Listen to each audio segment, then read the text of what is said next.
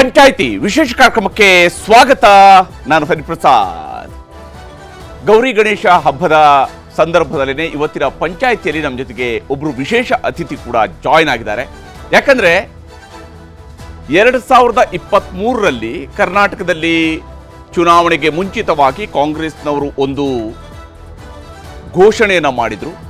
ತಮ್ಮ ಗ್ಯಾರಂಟಿಗಳಲ್ಲಿ ಬಹಳ ಮುಖ್ಯವಾದಂತಹ ಒಂದು ಘೋಷಣೆಯನ್ನು ಅವರು ಮಾರ್ಚ್ 8ರಂದು ಮಾಡಿದರು. ಕಾರಣ ವಿಶ್ವ ಮಹಿಳಾ ದಿನಾಚರಣೆ, ಹೆಣ್ಣುಮಕ್ಕಳ ಸಬಲೀಕರಣ ಮಾಡ್ತೀವಿ, ಅದಕ್ಕಾಗಿ ಪ್ರತಿ ಮನೆಯ ಹೆಣ್ಣುಮಗಳಿಗೆ ನಾವು 2,000 ರೂಪಾಯಿ ಹಣವನ್ನು ಪ್ರತಿ ತಿಂಗಳು ಕೊಡ್ತೀವಿ ಅಂತೇಳಿ ಸರ್ಕಾರ ಅಧಿಕಾರಕ್ಕೆ ಬಂದ ನಂತರ ಇದನ್ನು ಪ್ರತಿ ಮನೆಯ ಯಜಮಾನಿಗೂ ಕೂಡ 2,000 ರೂಪಾಯಿ ಅನ್ನುವಂತಹ ಘೋಷಣೆಯೊಂದಿಗೆ ಈಗಾಗಲೇ ಕಾರ್ಯರೂಪಕ್ಕೆ ಬಂದಿರುವಂಥದ್ದು. 1 ವರ್ಷ ತುಂಬಿದೆ ಯೋಜನೆಗೆ. ಈ 1 ವರ್ಷದ ಅವಧಿಯಲ್ಲಿ ಯೋಜನೆ ಎಷ್ಟು ಮಟ್ಟಿಗೆ ಸಕ್ಸಸ್ ಆಗಿದೆ, ಏನಾಗಿದೆ, ಯಾವ ಸ್ವರೂಪದಲ್ಲಿ ಸರ್ಕಾರಕ್ಕೆ ಇದು ಹೊರೆ ಆಗ್ತಾ ಇದೆಯಾ, ಯಾವ ಕಾರಣಕ್ಕಾಗಿ ಕೆಲವು ತಿಂಗಳಲ್ಲಿ ಡಿಲೇ ಆಗಿದೆ, ಎಲ್ಲ ಮಾತುಗಳು ಕೂಡ ಇದ್ದೇ ಇದ್ದಾವೆ. ಫಲಾನುಭವಿಗಳ ಆಯ್ಕೆ ಮುಂದಿರುವಂತಹ ಸವಾಲು ಮತ್ತು ವಿಶೇಷ ಅಂತ ಹೇಳಿದ್ರೆ, ಈ ಒಂದು ಯೋಜನೆಯನ್ನು ಘೋಷಣೆ ಮಾಡಿದಾಗ ಲಕ್ಷ್ಮೀ ಹೆಬ್ಬಾಳ್ಕರ್ ಅವರು ಒಂದು ಮಾತನ್ನು ಹೇಳಿದರು. ಇದಕ್ಕೆ ಡೆಡ್ಲೈನ್ ಇಲ್ಲ, ಅಂದರೆ ಯಾರು ಇದಕ್ಕೆ ಹೊಸದಾಗಿ ಸೇರ್ಪಡೆ ಆಗಬೇಕು ಅದಕ್ಕೆ ಡೆಡ್ಲೈನ್ ಇಲ್ಲ. ಹೊಸ ಮನೆ ಯಜಮಾನಿಯರು ಬರ್ತಾ ಇರ್ತಾರೆ, ಫಲಾನುಭವಿಗಳ ಸಂಖ್ಯೆ ಸ್ವಲ್ಪ ಜಾಸ್ತಿ ಆಗ್ತಾ ಹೋಗಲೂಬಹುದು ಮುಂದಿನ 5 ವರ್ಷಗಳ ಅವಧಿಯಲ್ಲಿ ಅನ್ನುವಂಥ ಮಾತುಗಳನ್ನು ಕೂಡ ಹೇಳಿದರು. ಹಾಗಾಗಿ ಗೌರಿ ಗಣೇಶದ ಈ ಹಬ್ಬದ ಸಂದರ್ಭದಲ್ಲಿನೇ ಲಕ್ಷ್ಮೀ ಹೆಬ್ಬಾಳ್ಕರ್ ಅವರು ನಮಗೆ ಜಾಯ್ನ್ ಆಗಿದ್ದಾರೆ. ಲಕ್ಷ್ಮೀ ಹೆಬ್ಬಾಳ್ಕರ್ ಅವರೇ, ಪಂಚಾಯತಿಗೆ ಸ್ವಾಗತ. ನಮಸ್ಕಾರ. ಎಲ್ರಿಗೂ ಕೂಡ ಗೌರಿ ಗಣೇಶ ಹಬ್ಬದ ಶುಭಾಶಯಗಳು. ಬಹಳ ಮುಖ್ಯವಾಗಿ ಈಗಾಗಲೇ ಗೃಹಲಕ್ಷ್ಮಿ ಯೋಜನೆ ಯಾವ ಸ್ವರೂಪದಲ್ಲಿ ಹೆಣ್ಣು ಮಕ್ಕಳನ್ನು ಆರ್ಥಿಕವಾಗಿ ಸಬಲೀಕರಣ ಮಾಡೋದ್ರಲ್ಲಿ ಯಶಸ್ವಿಯಾಗಿದೆ. ಕಳೆದ 1 ವರ್ಷದ 12 ತಿಂಗಳ ಅವಧಿ, ಬಹುತೇಕ 10 ತಿಂಗಳ ಅವಧಿಯವರೆಗೂ ಕೂಡ ಹಣ ಸಂದಾಯ ಆಗಿದೆ. 20,000ಕ್ಕಿಂತ ಹೆಚ್ಚು ದುಡ್ಡು ಬಹುತೇಕ ಹೆಣ್ಣುಮಕ್ಕಳಿಗೆ ತಲುಪಿದೆ. 20 ಅಥವಾ 21 ಕಂತುಗಳಲ್ಲಿ ಹೋಗಿದೆ. 20,000 ಅಥವಾ 22,000 ರೂಪಾಯಿವರೆಗೆ 10 ಅಥವಾ 11 ಕಂತುಗಳಲ್ಲಿ ಹೋಗಿದ್ದಾವೆ ಅಂತ. ಎಷ್ಟು ಮಟ್ಟಿಗೆ ಈ ಹಣ ಕೊಟ್ಟಿರುವಂಥದ್ರಲ್ಲಿ ತೃಪ್ತಿ ಇದೆ ಮತ್ತು ಎಷ್ಟು ಮಟ್ಟಿಗೆ ಇದು ಸಕ್ಸಸ್ ಆಗಿದೆ ಅಂತ? ಕರ್ನಾಟಕ ರಾಜ್ಯ ಸರ್ಕಾರದ ಮಹತ್ವಾಕಾಂಕ್ಷೆ ಯೋಜನೆ ಇದು ಗೃಹಲಕ್ಷ್ಮಿ ಯೋಜನೆ. ಗೃಹಲಕ್ಷ್ಮಿ ಅಂದರೆ ಮನೆಯ ಒಡತಿಗೆ, ಮನೆಯ ಯಜಮಾನಿಗಳಿಗೆ ತಿಂಗಳಿಗೆ 2,000 ರೂಪಾಯಿಯನ್ನು ಅವರ ಆರ್ಥಿಕ ಸಬಲೀಕರಣವಾಗಲಿ, ಅವರು ಕೂಡ ತಮ್ಮ ಸ್ವಂತ ಶಕ್ತಿಯ ಮೇಲೆ ತಾವು ನಿಂತ್ಕೊಳ್ಳಿ ಅನ್ನುವಂಥ ಒಂದು ಮಹತ್ವಾಕಾಂಕ್ಷೆಯ ಯೋಜನೆ. ವಿಶ್ವದಲ್ಲಿನೇ, ರಾಜ್ಯದಲ್ಲಿ, ದೇಶದಲ್ಲಿ ಮೊಟ್ಟ ಮೊದಲ ಬಾರಿಗೆ ವಿಶೇಷವಾಗಿ ರೂಪಿಸಿದಂಥ ಒಂದು ಯೋಜನೆ. ಕಳೆದ 1 ವರ್ಷದಲ್ಲಿ ಈ ಗೃಹಲಕ್ಷ್ಮಿ ಅನೇಕ ಯಶೋಗಾಥೆಗಳನ್ನು ತಾವು ಕೂಡ ಮಾಧ್ಯಮದಲ್ಲಿ ಬಿತ್ತರಿಸ್ತಾ ಇದ್ದೀರಾ. ನಾವು ಕೂಡ ಸೋಷಿಯಲ್ ಮೀಡಿಯಾದಲ್ಲಾಗಲಿ ಅಥವಾ ನಾವು ಹೋದಲ್ಲಿ ನಮಗೂ ಕೂಡ ಜನ ಬಂದು ಈ ಯಶೋಗಾಥೆಯನ್ನು ನಮ್ಮ ಹತ್ರ ಹಂಚ್ಕೊಳ್ತಾರೆ. ನಾವು ಈ ರೀತಿ ಹೇಳಲಿಕ್ಕೆ ಬಯಸೋದಿಲ್ಲ, 2,000 ರೂಪಾಯಿಯಿಂದ ಅವರ ಜೀವನವನ್ನೇ ನಾವು ಸಾಗಿಸ್ತಾ ಇದ್ದೀವಿ ಅಂತ ಹೇಳೋದಿಲ್ಲ. ಬಟ್ ಆ 2,000 ರೂಪಾಯಿ ಆ ಮಹಿಳೆಯ ಜೀವನದಲ್ಲಿ ಅನೇಕ ಬದಲಾವಣೆಯನ್ನು ತಂದಿದೆ. ಭಾಳಷ್ಟು ರೀತಿಯಲ್ಲಿ ಆ 2,000 ರೂಪಾಯಿಯನ್ನು ಉಪಯೋಗ ಮಹಿಳೆಯರು ಮಾಡ್ತಾ ಇದ್ದಾರೆ. ಈಗ 1 ವರ್ಷ ತುಂಬ್ತಾ ಇದ್ದಂಗೆ ರೀಲ್ಸ್ ಮಾಡಿ ಅಂತ ಹೇಳಿದ್ರಿ. ಯಾವ ಕಾರಣಕ್ಕೆ ಈ ರೀತಿಯಾಗಿ ಹೆಣ್ಮಕ್ಳನ್ನ ಇದರಲ್ಲಿ ಇನ್ವಾಲ್ವ್ ಮಾಡ್ಕೊಳ್ಬೇಕು ಅಂತ ನಿಮ್ಗೆ ಅನ್ನಿಸ್ತು? ಮೊದಲು ಈ ಯೋಜನೆಯನ್ನು ಘೋಷಣೆ ಮಾಡಿದಾಗ ಗೃಹಲಕ್ಷ್ಮಿ ಯೋಜನೆ ಬರೀ ಇಲೆಕ್ಷನ್ ಗಿಮಿಕ್ಕು ಅಂತ ಹೇಳಿದರು. ಚುನಾವಣೆಗೋಸ್ಕರ ಸಿದ್ದರಾಮಯ್ಯನವರು, ಡಿ.ಕೆ. ಶಿವಕುಮಾರ್ ಅವರು, ಕಾಂಗ್ರೆಸ್ನವರು ಇದನ್ನು ಘೋಷಣೆ ಮಾಡಿದ್ದಾರೆ. ಇದು ಜಾರಿಗೆ ಆಗೋದಿಲ್ಲ ಅಂತ ಮೊದಲು ಹೇಳಿದರು. ನಾವು ಜಾರಿ ತಂದ್ವಿ. ಜಾರಿ ತಂದ ಮೇಲೆ ಈ ಗೃಹಲಕ್ಷ್ಮಿ ಜಾರಿ ತಂದಿರೋದ್ರಿಂದ ರಾಜ್ಯದಲ್ಲಿ ಬೇರೆ ಅಭಿವೃದ್ಧಿ ಕೆಲಸಗಳು ಕುಂಠಿತವಾಗಿವೆ ಅಂತ ಹೇಳಿದರು. ಮೊದಲು ಜಾರಿಗೆ ಬರೋದಿಲ್ಲ ಅಂದರು. ಜಾರಿಗೆ ಬಂದ ಮೇಲೆ ಅಭಿವೃದ್ಧಿ ಕೆಲಸದ ಕಡೆ ಮುಖ ಮಾಡಿದರು. ಆಮೇಲೆ ಈ 2,000 ರೂಪಾಯಿ ಏನು ಬೆಲೆ ಇಲ್ಲ ಅನ್ನೋ ರೀತಿ ಮಾತನಾಡಿದ್ರು. ಸೊ ಅದಕ್ಕೋಸ್ಕರ 1 ವರ್ಷ ತುಂಬಿದ ಮೇಲೆ ನಾನು ವೈಯಕ್ತಿಕವಾಗಿ ತಾವೆಲ್ಲ ಈ ಅನುಭವವನ್ನು ಹಂಚ್ಕೊಳ್ಳಿ. ಯಾಕಂತಂದರೆ ಬೇರೆಯವರು ಮಾತನಾಡೋರಿಗೆ ಒಂದು ಉತ್ತರ, ಒಂದು ಸಾಕ್ಷಿ ಕೊಡಬೇಕಲ್ಲ ನಾವು, ನಮ್ಮ ಯೋಜನೆಯಿಂದ ಎಷ್ಟು ಜನರಿಗೆ ಲಾಭ ಆಗಿದೆ ಅನ್ನೋದು, ಉಪಯೋಗ ಆಗಿದೆ ಅನ್ನೋದು. ಆ ಸಾಕ್ಷಿಗೋಸ್ಕರ ನಾನು ಎಲ್ಲ ಯಜಮಾನಿಗಳಿಗೆ ಒಂದು ಕರೆಯನ್ನು ಕೊಟ್ಟೆ. 1 ವರ್ಷ ತುಂಬಿದೆ, ತಾವು ತಮ್ಮ ಅನುಭವವನ್ನು ರೀಲ್ಸ್ ಮಾಡೋದ್ರ ಮುಖಾಂತರ ಹಂಚ್ಕೊಳ್ಳಿ. ಲಕ್ಷ್ಮೀ ಹೆಬ್ಬಾಳ್ಕರ್ ವೈಯಕ್ತಿಕವಾಗಿ, ಡಿಪಾರ್ಟ್ಮೆಂಟ್ನಿಂದ ಅಲ್ಲ, ವೈಯಕ್ತಿಕವಾಗಿ ಮೊದಲು ಏನು ಸೆಪ್ಟೆಂಬರ್ 31 ಡೆಡ್ಲೈನ್ ಕೊಟ್ಟಿದ್ದೀವಿ. 1 ತಿಂಗಳು ನೀವು ರೀಲ್ಸ್ ಮಾಡಿ, ಯಾರ ರೀಲ್ಸು, ಯಾರ ಫೇಸ್ಬುಕ್ಕು ಅಥವಾ ಇನ್ಸ್ಟಾಗ್ರಾಮ್ನಲ್ಲಿ ಹೆಚ್ಚಿಗೆ ವ್ಯೂಸ್ ಸಿಕ್ಕುತ್ತೋ ಅಂಥವ್ರಿಗೆ ಬಹುಮಾನವನ್ನು ವೈಯಕ್ತಿಕವಾಗಿ ನಾನು ಕೊಡ್ತೀನಿ ಅಂತ ಘೋಷಣೆ ಮಾಡಿದ್ದೀನಿ. ಯಾಕಂದರೆ ಇದರಿಂದ ಜನರಿಗೆ ಗೊತ್ತಾಗುತ್ತೆ. ಪ್ರಿಯಾಂಕಾ ಗಾಂಧಿ ಅವರು ಘೋಷಣೆ ಮಾಡಿದ ದಿವಸ ತಾವು ಕೂಡ ಅಲ್ಲಿ ವೇದಿಕೆಯಲ್ಲಿ ಅವರ ಭಾಷಣವನ್ನು ಟ್ರಾನ್ಸ್ಲೇಟ್ ಮಾಡ್ತಾ ನೀವು ಕೂಡ ನಿಂತಿರಿ. ಅವತ್ತು ನಿಮ್ಗೆ ಏನಾದ್ರು ಅನಿಸುತ್ತಾ ಈ ಯೋಜನೆಯನ್ನು ಜಾರಿಗೊಳಿಸುವಂತಹ ಡಿಪಾರ್ಟ್ಮೆಂಟ್ನ ಮಂತ್ರಿ ನಾನೇ ಆಗಿರ್ತೀನಿ ಅನ್ನುವಂತಹ ಯೋಚನೆ ಇತ್ತು ಅವತ್ತು? ಕನಸನ್ನು ಕಾಣೋದು ಮನುಷ್ಯನ ಸಹಜ ಧರ್ಮ. ಆದರೆ ಖಂಡಿತವಾಗ್ಲೂ ನಾನು ಈ ಯೋಜನೆಗೇ ಒಂದು ಮಂತ್ರಿ ಆಗ್ತೀನಿ ಅಂತ ಖಂಡಿತವಾಗ್ಲೂ ಆ ಟೈಮ್ನಲ್ಲಿ ಅಂದ್ಕೊಂಡಿರಲಿಲ್ಲ. ಈಗ ಕಳೆದ 1 ವರ್ಷದ ಇದರಲ್ಲಿ ನೀವು ಬೇರೆ ಬೇರೆ ಭಾಗಗಳಲ್ಲಿ ಓಡಾಡಿದ್ದೀರಿ, ಬೇರೆ ಬೇರೆ ಹೆಣ್ಮಕ್ಳನ್ನ ಭೇಟಿ ಆಗಿದ್ದೀರಿ, ನಡುವೆ ಒಂದಿಷ್ಟು ಚುನಾವಣೆಗಳು ಕೂಡ ಬಂದಿದ್ದಾವೆ. ಈ ಹಂತದಲ್ಲಿ ಹೆಣ್ಮಕ್ಳು ಯಾವ ರೀತಿಯಾಗಿ ನಿಮ್ಮನ್ನು ಈ ಯೋಜನೆಯ ಜೊತೆಗೆ ಸೇರಿಸ್ಕೊಂಡು ನೋಡ್ತಾ ಇದ್ದಾರೆ? ಮುಖ್ಯಮಂತ್ರಿಯವ್ರನ್ನ ಈ ಯೋಜನೆ ಜೊತೆ ಸೇರಿಸ್ಕೊಂಡು ನೋಡ್ತಾ ಇದ್ದಾರೆ, ಕಾಂಗ್ರೆಸ್ಸನ್ನು ಈ ಯೋಜನೆ ಜೊತೆ ಸೇರಿಸ್ಕೊಂಡು ನೋಡ್ತಾ ಇದ್ದಾರೆ. ಬಹಳಷ್ಟು ಬದಲಾವಣೆ ಆಗಿದೆ ನೋಡಿ. ಈ ಯೋಜನೆಯನ್ನು ತಂದಾಗ ನಾವು ರಾಜಕೀಯ ಸ್ವಾರ್ಥವನ್ನು ಇಟ್ಕೊಂಡು ಈ ಯೋಜನೆ ತಂದಿರಲಿಲ್ಲ. ಅನೇಕ ಜನ ಅನೇಕ ರೀತಿ ಮಾತನಾಡಬಹುದು ಇವತ್ತು, ಆದರೆ ನಾವು ರಾಜಕಾರಣವನ್ನು ಇದ್ರ ಜೊತೆ ಸೇರಿಸೋಣ ಅಂತಲ್ಲ. ಯಾಕಂದರೆ ಬೆಲೆ ಏರಿಕೆ ಗಗನಕ್ಕೆ ಏರ್ತಾ ಇರುವಂಥ ಸಂದರ್ಭದಲ್ಲಿ ಒಂಚೂರು ಏನಾದರೂ ನಮ್ಮಿಂದ ಮಹಿಳೆಯರಿಗೆ ಸಹಾಯ ಆಗಲಿ ಅಂತ ಕಾಂಗ್ರೆಸ್ನವರು ಮ್ಯಾನಿಫೆಸ್ಟೋ ಮಾಡಬೇಕಾದ್ರೆ ವಿಚಾರ ಮಾಡಿದರು. ನಾನು ಮುಂಚೆನೂ ಜನ ಗೊತ್ತು ಹಿಡಿಸ್ತಾ ಇದ್ದರು. ಆದರೆ ಈಗ ಯಾವುದೇ ಒಂದು ಗಲ್ಲಿಗೆ ಹೋಗಲಿ, ಯಾವುದೇ ಒಂದು ಊರಿಗೆ ಹೋಗಲಿ, ಎಲ್ಲೇ ಒಂದು ಗಾಡಿಯನ್ನು ಸ್ಟಾಪ್ ಮಾಡಿ ಒಂದು ಕಪ್ ಕಾಫಿ ಕುಡಿತೇನೆಂದರೂ ಕೂಡ ನಮ್ಮ ಲಕ್ಷ್ಮೀ ಹೆಬ್ಬಾಳ್ಕರ್ ಬಂದಿದ್ದಾರೆ, ನಿಮ್ಮ ಯೋಜನೆಯಿಂದ ತುಂಬ ಲಾಭ ಆಗಿದೆ ಅಂತ ಸರ್ವೇ ಜನ ಸಾಮಾನ್ಯ ರೀತಿಯಲ್ಲಿ ಹೇಳಿ ತುಂಬ ಹಂಚ್ಕೊಳ್ತಾರೆ. ನಾನು ನಿಮಗೆ ಕೆಲವು ಗೃಹಲಕ್ಷ್ಮಿಯರನ್ನು ತೋರಿಸಲೇಬೇಕು. ಅವರು ಈ ಯೋಜನೆಯನ್ನು ಹೇಗೆ ಪ್ರಯೋಜನವನ್ನು ಪಡ್ಕೊಂಡಿದ್ದಾರೆ ಅನ್ನೋದ್ರ ಬಗ್ಗೆ ಒಂದು ಕ್ವಿಕ್ ಆಗಿ ಕೆಲವು ಗೃಹಲಕ್ಷ್ಮಿಯರನ್ನು ತೋರಿಸ್ತೀನಿ.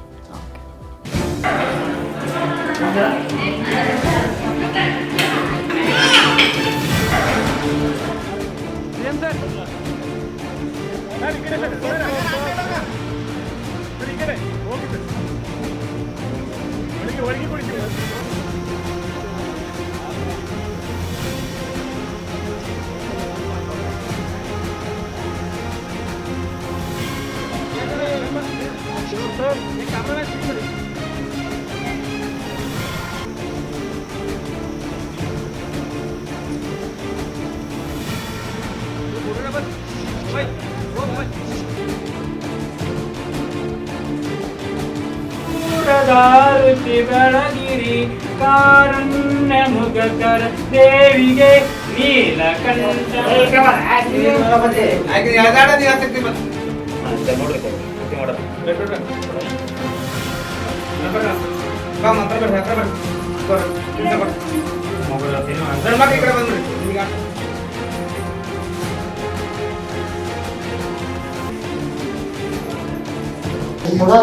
ಹತ್ತು ಕಂತಿಂದ ಎಲ್ಲ ಸೇರಿಸಿರಿ ಅಮೌಂಟ್ ತಗೊಂಡು ಮನೆಲ್ಲ ಐಟಮ್ಸ್ ಸ್ಟೇಷನರಿ ಐಟಮ್ಸ್ ಎಲ್ಲ ಹಾಕಿಸ್ಕೊಂಬಂದು ಒಂದು ಅಂಗಡಿ ಇಟ್ಟಿದ್ದೀವಿ ನಾವು.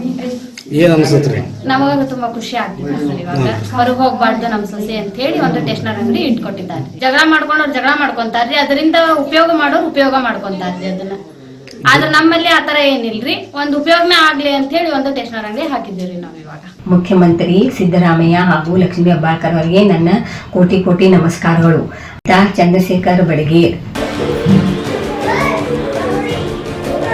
ಹೀಗೆ ಎಲ್ಲೊಂದು ಕಡೆಯಲ್ಲಿ ಫ್ಯಾನ್ಸಿ ಸ್ಟೋರನ್ನು ತೆರೀತಾರೆ, ಮತ್ತೊಂದು ಕಡೆಯಲ್ಲಿ ಗಂಡನ ಕಣ್ಣಿನ ಆಪರೇಷನ್ಗೆ ಈ ಹಣ ನನಗೆ ಸಹಾಯ ಆಯಿತು, ಇನ್ಯಾರೋ ಫ್ರಿಡ್ಜ್ ತಗೊಂಡು ಬಂದಿದ್ದಾರೆ ಅನ್ನುವಂಥದ್ದು. ಇದರೆಲ್ಲ ಕಲ್ಪನೆ ಇತ್ತ ಈ ಯೋಜನೆಯನ್ನು ಲಾಂಚ್ ಮಾಡಿದ ದಿವಸ? ಒಳ್ಳೆಯದಾಗಲಿ ಅನ್ನುವಂಥ ಒಂದೇ ಭಾವನೆ ಇತ್ತು. ಕಲ್ಪನೆಗಳು ಇಷ್ಟೊಂದು ಈ ಯೋಜನೆಯಿಂದ ಇಷ್ಟೊಂದು ಒಳ್ಳೊಳ್ಳೆ ಕೆಲಸ ಆಗ್ತವೆ, ಸಾರ್ಥಕತೆ ಮುಟ್ಟುತ್ತೆ, ನಮ್ಮ ಕನಸು ನನಸಾಗುತ್ತೆ ಅಂತ ಅಂದ್ಕೊಂಡಿರಲಿಲ್ಲ. ಇಂಥ ಅನೇಕ ಘಟನೆಗಳೇನಿದಾವಲ್ಲ, ಈ ಘಟನೆಗಳನ್ನೆಲ್ಲ ನೋಡಿದ್ರೆ ಸರ್ಕಾರ ಅವರ ಮನೆ ಬಾಗಿಲಿಗೆ ಅನ್ನೋ ಒಂದು ನಮ್ಮ ಕಾನ್ಸೆಪ್ಟು. ಸರ್ಕಾರ ಬೆಂಗಳೂರಿನಲ್ಲಿ ಆಡಳಿತ ನಡೆಸೋದಕ್ಕಿಂತ ಸರ್ಕಾರ ಜನಸಾಮಾನ್ಯರ ಮನೆ ಬಾಗಿಲಿಗೆ ಅನ್ನುವಂಥ ಕಾನ್ಸೆಪ್ಟು. ಈ ಯೋಜನೆಯನ್ನು ನೋಡಿದ್ರೆ ನಮಗೆ ನಿಜವಾಗ್ಲೂ ತುಂಬ ಖುಷಿ ಅನಿಸುತ್ತೆ ಮತ್ತು ತುಂಬ ಪ್ರೌಡ್ ಫೀಲ್ ಮಾಡ್ತೀವಿ. ಆದರೆ ಇಲ್ಲಿ ಚಾಲೆಂಜ್ ಇರುವಂಥದ್ದು ಪ್ರತಿ ತಿಂಗಳು ದುಡ್ಡು ಕೊಡುವಂಥದ್ದು. ಹೌದು, ಮೇ ತಿಂಗಳಿನಲ್ಲಿವರೆಗೂ ದುಡ್ಡು ಬಂತು, ಅಥವಾ ಕೆಲವೊಂದು ತಿಂಗಳಲ್ಲಿ ಬಾಕಿ ಇದ್ದಂಥದ್ದು ಸ್ಕ್ರೂಟಿನಿ ಆಗದೇ ಇದ್ದಂಥದ್ದನ್ನು ಕೂಡ ಮೇ ತಿಂಗಳಲ್ಲಿ ಹಾಕಿದ್ರು ಸರ್ಕಾರದವರು. ಯಾಕಂದರೆ ಆವಾಗ ಎಲೆಕ್ಷನ್ ಇತ್ತು, ಹಾಗಾಗಿ ದುಡ್ಡು ಹಾಕಿದ್ರು. ಆದರೆ ಜೂನ್, ಜುಲೈ, ಆಗಸ್ಟ್ಗೆ ಬಂದಾಗ ಜೂನ್ದನ್ನು ಸ್ವಲ್ಪ ಲೇಟ್ ಮಾಡಿಕೊಟ್ರು, ಜುಲೈ ಆಗಸ್ಟ್ ಇನ್ನೂ ಬರಬೇಕಾಗಿದೆ ಅನ್ನುವಂಥದ್ದು ಇದೇ ಹೆಣ್ಮಕ್ಳು ಹೇಳ್ತಾ ಇದ್ದಾರೆ. ಅವರು ಕೂಡ ಎಲ್ಲೋ ಒಂದು ಕಡೆಯಲ್ಲಿ ಸರ್ಕಾರದಿಂದ 2,000 ರೂಪಾಯಿ ಬರುತ್ತೆ ಅಂದಾಗ ಅವ್ರದ್ದು ಯಾವುದೋ ಒಂದು ಹೊಸ ಕಮಿಟ್ಮೆಂಟನ್ನು, ಯಾಕಂದರೆ ದುಡ್ಡು ಎಕ್ಸ್ಟ್ರಾ ಬರ್ತಿದ್ದಂಗೆ ಒಂದು ಹೊಸ ಕಮಿಟ್ಮೆಂಟ್ ನಮ್ಮ ಜನರಿಗೆ ಇದ್ದೇ ಇರುತ್ತೆ. ಅದಕ್ಕೆ ಯಾವುದಕ್ಕೂ ಹೊಂದಾಣಿಸೋದಕ್ಕೆ ಅವರು ಹೊಂದಾಣಿಕೆ ಮಾಡ್ಕೊಂಡಿಟ್ಟಿದ್ರು. ಈಗ ಬರ್ತಿಲ್ಲ, ನಿಲ್ತಿದೆ, ಎಲ್ಲೋ ಒಂದು ಕಡೆಯಲ್ಲಿ ಆತಂಕ ಇದೆ. ಯಾವ ಕಾರಣಕ್ಕೆ ಅಂದರೆ ಆವಾಗ ಸಾಧ್ಯ ಆಗಿದೆ, ಈಗ ಯಾಕೆ ಮತ್ತೆ 2 ತಿಂಗಳು? ಒಂದು ಮಾತನ್ನು ಹೇಳಲಿಕ್ಕೆ ಬಯಸ್ತೇನೆ. ಹಣಕಾಸಿನ ವಿಚಾರ ಇದು. ಈ 1 ವರ್ಷದಲ್ಲಿ ಇಲ್ಲಿಯವರೆಗೆ ಏನು ಗೃಹಲಕ್ಷ್ಮಿ ಯೋಜನೆ ಶುರು ಆಯಿತು, ಅಲ್ಲಿಂದ ಇಲ್ಲಿಯವರೆಗೆ ಸುಮಾರು 25,288 ಕೋಟಿ. ಹರಿಪ್ರಸಾದ್, ಇದು ಸಣ್ಣ ಅಮೌಂಟ್ ಅಲ್ಲ. 25,288 ಕೋಟಿಯನ್ನು ಮಹಿಳೆಯರಿಗೋಸ್ಕರ ಹಾಕಿದ್ದೀವಿ. ನಮ್ಮ ಸರ್ಕಾರ ದೊಡ್ಡ ಸಾಧನೆ ಅಂತ ಇದನ್ನು ಹೇಳಲಿಕ್ಕೆ ಬಯಸ್ತೇನೆ. ವಿರೋಧ ಪಕ್ಷದವರು, BJPಯವರು ಅವರು ಏನು ಮಾತಾಡ್ತಾರೆ ಅದಕ್ಕೆ ನಾನು ತಲೆ ಕೆಡಿಸ್ಕೊಂಡೆಲ್ಲ, ಅದಕ್ಕೆ ನಾನು ಉತ್ತರ ಕೊಡೋಕ್ಕೂ ನಾನು ಬಯಸೋದಿಲ್ಲ. ಈ ನನ್ನ ಗೃಹಲಕ್ಷ್ಮಿಯರಿಗೆ ಒಂದು ಮಾತನ್ನು ಹೇಳಲಿಕ್ಕೆ ಬಯಸ್ತೇನೆ. ತಿಂಗಳಿಗೆ ಸುಮಾರು 2,500 ಕೋಟಿ ರೂಪಾಯಿಯನ್ನು ಹಾಕುವಂಥ ಸಂದರ್ಭದಲ್ಲಿ ಬಹಳಷ್ಟು ಕಡೆ ತಾಂತ್ರಿಕ ದೋಷಗಳಾಗ್ತವೆ. ಇದು ಒಂದು ಬ್ಯಾಂಕು, 2 ಬ್ಯಾಂಕು, 3 ಬ್ಯಾಂಕ್ ಇನ್ವಾಲ್ವ್ ಇರೋದಿಲ್ಲ. ಪ್ರತಿಯೊಂದು ಹಳ್ಳಿಯಲ್ಲಿರುವ ಬ್ಯಾಂಕ್ಗಳು ಇದರಲ್ಲಿ ಇನ್ವಾಲ್ವ್ ಇರ್ತಾವೆ. ಅದು ಕೋಆಪರೇಟಿವ್ ಆಗಿರ್ಬೋದು, ನ್ಯಾಷನಲೈಸ್ಡ್ ಆಗಿರ್ಬೋದು, ಸೊಸೈಟಿಗಳಾಗಿರ್ಬೋದು. ಬಹಳಷ್ಟು ತಾಂತ್ರಿಕ ದೋಷಗಳು ಹೇಗಂತಂದರೆ 2,500 ಕೋಟಿಯನ್ನು ನಮಗೆ ಬಿಡುಗಡೆ ಮಾಡಿದ ತಕ್ಷಣ ಅನೇಕ ಸ್ಟೆಪ್ಸ್ಗಳಿರ್ತವೆ. ಅಲ್ಲಿಂದ ನಮ್ಮ ಇಲಾಖೆಗೆ ಬರಬೇಕು, ನಮ್ಮ ಇಲಾಖೆಯಿಂದ ಟ್ರೆಜರಿಗೆ ಹೋಗಬೇಕು, ಟ್ರೆಜರಿಯಿಂದ DDಗಳಿಗೆ ಹೋಗಬೇಕು, DDಗಳಿಂದ ಎಲ್ಲ ಬ್ಯಾಂಕ್ ಅಕೌಂಟ್ಗಳಿಗೆ ಸರ್ಕ್ಯುಲೇಟ್ ಆಗಬೇಕು. ಒಂದು ಮಾತನ್ನು ಹೇಳಲಿಕ್ಕೆ ಬಯಸ್ತೇನೆ. ಯಾವುದೋ ಒಂದು ಬೆಳೆ ಹಾನಿಯಾದಾಗ, ಯಾವುದೋ ಒಂದು ಪರಿಹಾರವನ್ನು ಘೋಷಣೆ ಮಾಡಿದಾಗ ಆ ಘೋಷಣೆ ಆದಂಥ ಹಣ 2,000-3,000 ರೂಪಾಯಿ ಪ್ರತಿಯೊಬ್ಬರಿಗೂ ಹೋಗಲಿಕ್ಕೆ ಸುಮಾರು 3 ತಿಂಗಳು ತಗೊಳುತ್ತೆ. ಆದರೆ ಗೃಹಲಕ್ಷ್ಮಿಯನ್ನು ನಾವು ಆ ರೀತಿ ಯಾವತ್ತೂ ಕೂಡ ನಾವು ಹಿಡ್ದಿಲ್ಲ. ಆದರೆ ಮೇ ನಂತರ ಜೂನ್ ಹಾಕೋದು ಸ್ವಲ್ಪ ಲೇಟ್ ಆಗಿದ್ದು ಇದೇ ಒಂದು ಕಾರಣಕ್ಕೆ. ಈಗ ಕೂಡ ನಾವು ಹಾಕ್ತಾ ಇದ್ದೀವಿ. ಈಗ 2 ತಿಂಗಳದ್ದು, ಯಾಕಂತಂದರೆ ಸೆಪ್ಟೆಂಬರ್ ಈಗ ಶುರು ಆಗಿದೆ, ಒಂದೇ ಸಲಕ್ಕೆ 2 ತಿಂಗಳದ್ದು ಸೇರಿಸಿ ಹಾಕ್ತಾ ಜುಲೈ ಮತ್ತು ಆಗಸ್ಟ್ದು ಸೇರಿಸಿ 4,000 ಈಗ ಒಮ್ಮಗಲೇ ಹಾಕ್ತಾ ಇದೆ. ಈಗ ಒಟ್ಟು ಫಲಾನುಭವಿಗಳ ಸಂಖ್ಯೆಯನ್ನು ನೀವು, ಹೌದು ಅಫ್ಕೋರ್ಸ್ ನೀವು ಡೆಡ್ಲೈನನ್ನು ಹೇಳಿಲ್ಲ, ಯಾರು ಕೂಡ ನಂತರವೂ ಕೂಡ ಅಪ್ಲೈ ಮಾಡಬಹುದು ಅಂತ ಓಪನ್ ಇದನ್ನು ಇಟ್ಕೊಂಡಿದ್ದೀರಿ. ಅದು ಆದರೆ ಈಗ ಒಟ್ಟು ಫಲಾನುಭವಿಗಳ ಸಂಖ್ಯೆಯ ವಿಚಾರದಲ್ಲಿದೆ. ಕೆಲವೊಬ್ಬರು ಅದರಲ್ಲಿ ನಿಜವಾದಂಥ ಅರ್ಹರಲ್ಲದ ಫಲಾನುಭವಿಗಳು ಅದರಲ್ಲಿ ಇದ್ದಾರೆ ಅನ್ನುವಂಥದ್ದು ಒಂದಿಷ್ಟು ಇದ್ದಿತ್ತು. ಅದನ್ನು ತೆಗೆಯುವಂತಹ ಪ್ರಯತ್ನವನ್ನು ಮಾಡ್ತಾ ಇದೆ ಸರ್ಕಾರ. ಅದಕ್ಕಾಗಿ ತಡೆ ಹಿಡಿದಿದ್ದಾರೆ. 1 ತಿಂಗಳು, 2 ತಿಂಗಳು, 3 ತಿಂಗಳಿಂದ ಅದಕ್ಕಾಗಿ ತಡೆ ಹಿಡಿದಿದ್ದಾರೆ, ಸ್ಕ್ರೂಟಿನಿ ಮಾಡ್ತಾ ಇದ್ದಾರೆ ಅಂತಾರೆ. ಹೌದಾ? ಅದು ಇಲ್ಲ. ಇಂಥ ಊಹಾಪೋಹಗಳಿಗೆ ಯಾರು ಕಿವಿ ಕೊಡಬಾರ್ದು. ಇದು ನನ್ನ ರಿಕ್ವೆಸ್ಟ್. ನಾನು ಹೇಳ್ತಾ ಇದ್ದೀನಿ, ಒಬ್ಬ ಇಲಾಖೆಯ ಮಂತ್ರಿಯಾಗಿ ನನ್ನ ಗಮನಕ್ಕೆ ಬಾರದೆ ಯಾವುದೇ ಕೆಲಸಗಳಾಗೋದಿಲ್ಲ.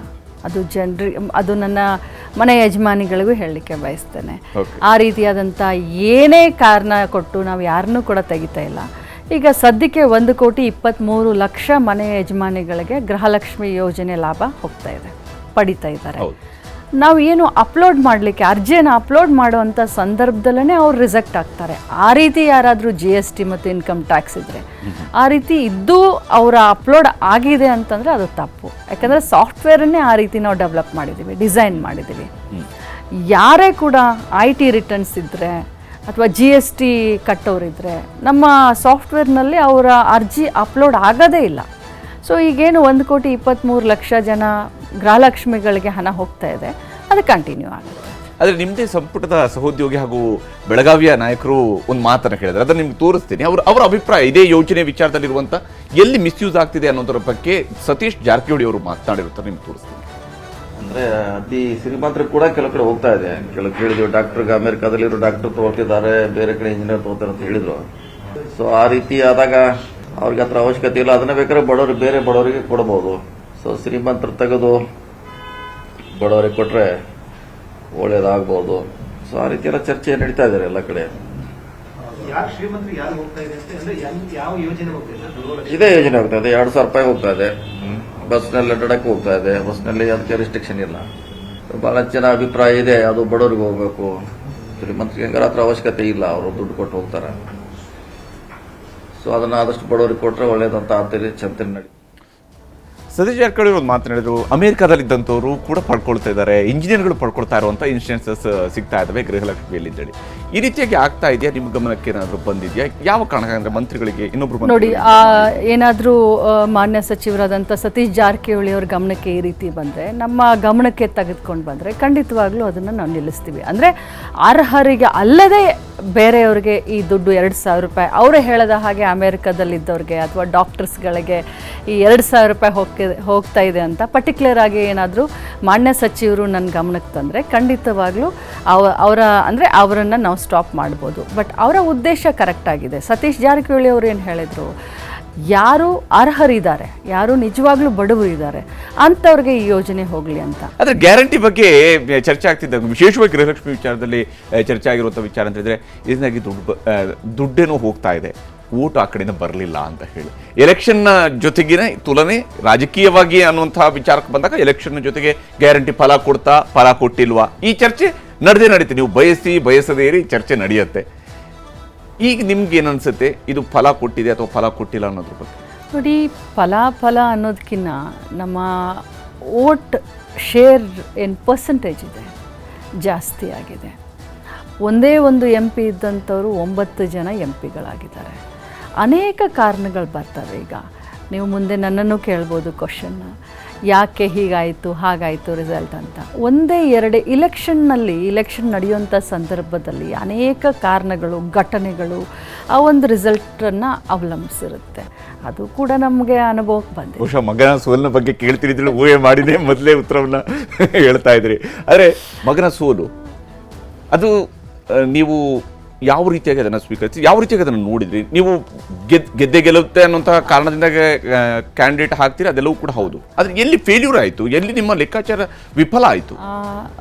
ಹರಿಪ್ರಸಾದ್ ಅವರೇ, ಲೆಕ್ಕಾಚಾರ ನಂದು ಫೇಲ್ ಆಗೋದಕ್ಕೆ ಕೆಲವೊಂದು ಕಾರಣಗಳಿದ್ದಾವೆ. ಮೊದಲು ಮಗ ಗೆಲ್ಲುವಂಥ ಎಲ್ಲ ವಾತಾವರಣ ಇತ್ತು. ಕಾಂಗ್ರೆಸ್ ಪಕ್ಷದ ಎಲ್ಲ ನಾಯಕರು, ಎಲ್ಲ ಹಿರಿಯರು ಭಾಳ ಚೆನ್ನಾಗಿ ಕೆಲಸ ಮಾಡಿದ್ರು. 2019ಕ್ಕೆ ನಮ್ಮ ಪಕ್ಷದ ಅಭ್ಯರ್ಥಿ ಸುಮಾರು 3,90,000 ಅಂತರದಿಂದ ನಮಗೆ ಸೋಲಾಗಿತ್ತು 2019ಕ್ಕೆ.